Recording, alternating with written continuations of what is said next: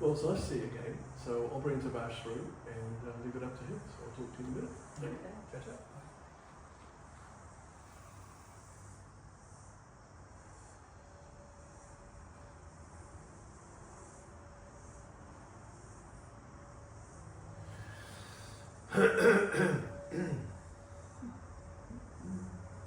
Hello, Nancy. Hello. How are you? Lovely to see you again. I'll give you a hug. Blessings. Blessings to you. That's a pleasure. Well, 2025. Whole new year, whole new energy, whole new vibration. Number 9. Are you excited about it? Yeah, well, I was. You were? Until it guided me. It's always the way, isn't it? You know, the idea of something is always one way, but then suddenly the reality of it is very different. Basically. Yes, I think it all depends on how you look at it. Oh, it always is. And how you think about it as well. So is there any question you'd like to ask me? Yeah, there's a million questions I'd like to ask. Well, let's just ask one. Okay, let's see. Is it going to be easy year? Or, I know lots of challenges, and I've already seen lots of challenges, and I wondered whether I'll get into the flow or whether I can. The challenges, of course, are there because it's rather like the floodgate was opened up, but it's a controlled floodgate. So if you just open up everything and then just let everything rush out, then you'd have a lot more disasters and all that sort of thing, basically. So, and why I say it's more of a controlled way is because the energy of 2025 is very powerful in a very productive way. And there's a lot more human beings who turn lights on. And with all the dismantling that's been going on over these last few years, you can't keep doing that. And I know there's still some of that happening, but there's a lot of great stuff. There's a lot of great power. There's a lot of really good energy. To access that power, you've really got to live mind, body, spirit. You know, humans were living mind and body and looking at spirit and learning and evolving and processing all that stuff. And now, for those like yourself who've been on your self-development movement for such a long time, you realize that, well, I've got the goods. You know, the power is me. So what am I doing? I'm just basically deciding how am I using my power.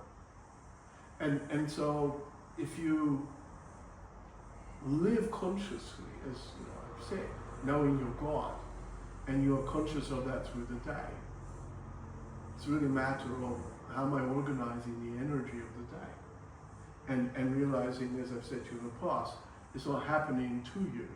It's all happening because of you. And even all the confusions, etc., it's all happening because of you. Because you have a vibration, you have a particular frequency that you're sending out. And so does everybody else. So collective experiences happen because of the collective thought. And collective thought happens because of the individual thought. So if you're thinking that you're God and someone else is thinking they're God and so on and so forth, then you get this greater understanding about how to use the power. But if you get too much of a mixed bag energy, then you get a mixed bag life. And this is where humans get involved, like you do still, into your fears and your worries and your concerns and all those types of things, basically. Well, look, that's really old stuff. You know, that's an old vibration. That represented an old version of you. So I'm thinking of 2025 as a new version year, you know, for everybody. Yeah, and for absolutely. Yeah. And so those who are plugged in, it's like I've got access to the power of that. So I'm able to live that new version. And it doesn't have to be, you know, a whole lot of processing and all that sort of stuff. It's just the way you're living your life. You know, and even if you wish to say to yourself each day, you know, this new version of myself, how does she think? How does she feel? How does she live? How does she focus?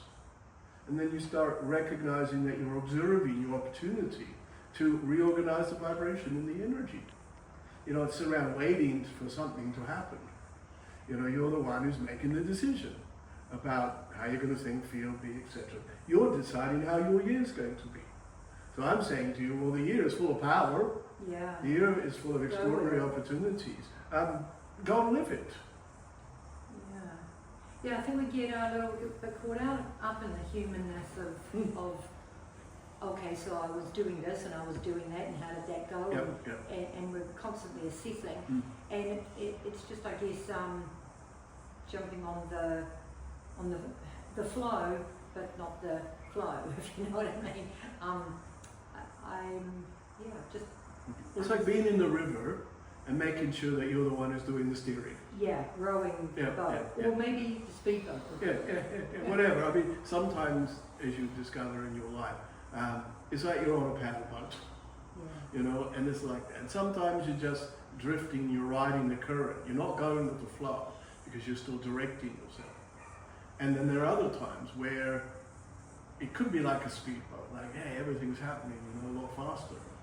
You know, so the thing is it's about finding the best way to be in the river of life without thinking I always have to be in the speedboat, I always have to be in the paddle boat or whatever.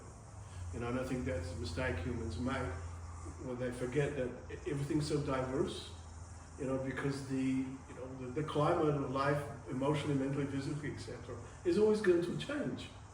So it's like wear your clothes for the weather. You know, so you're in the river, and that river is obviously a metaphor for life, but you've got to allow yourself to adapt yourself to the situation, the circumstances. And I look at some people and they think they just want to put their foot down and go full speed ahead and get to the destination.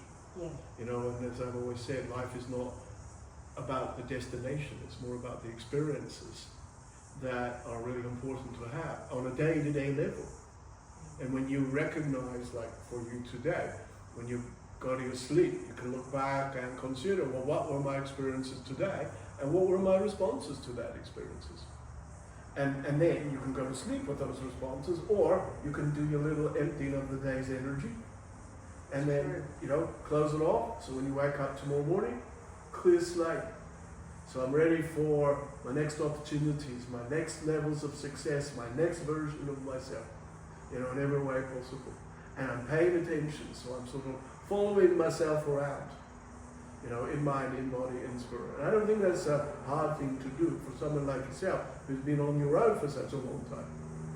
And so, you know, you could still look at, oh, I've still got to learn this or overcome that or whatever. Well, that's just an old narrative. And so it's making more conscious decisions about, now hang on a minute, you know, I've got the power. And therefore I do need to be more structured with it. And you know, I see you taking steps and making good things happen for yourself. And then you get into your little, you know, as they say, misery guts place, where you doubt or you worry, or it's like, oh God, am I good enough for this yet? Or am I really there? I know what's going to happen, and all that sort of stuff. So it's like you suddenly throw out all these tangents going out there, and then you start getting distracted by those, and then trying to pull the ball in. Because really all you have to do is just stand still. And then just go, hey, enough's enough.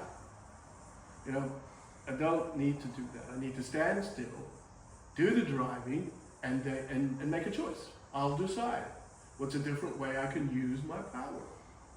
And the moment you do that, then you automatically open up to the power of everything.